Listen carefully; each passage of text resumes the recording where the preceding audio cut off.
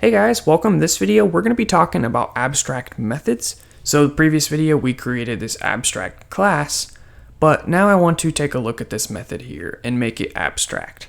Pramp is a free mock interview platform where you can develop your technical interviewing skills. Practice coding with live execution of all major programming languages to solve real interview questions. Interview types include data structures and algorithms, product management, behavioral interviews, system design, front-end, and data science. I've personally used this service to successfully crash course for a software engineering interview.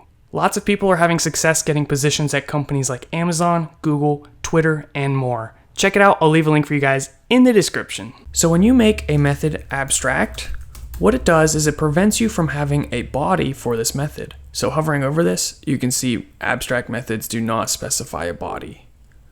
So we actually have to get rid of this entire body and replace it with a semicolon.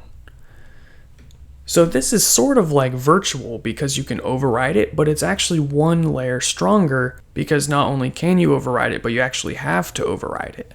So in our student class, which extends user, we have this say hello method, but let's just say for a minute we commented this out. When we have this commented, we get an error, and it says the type student must implement the inherited abstract method. So if you want to basically say any classes that extend from a class must come up with their own implementation for a method, you can make it abstract in the parent class, and then all of the classes extended from that must create their own body. So uncommenting this, you can see everything works fine. And that is how abstract methods work.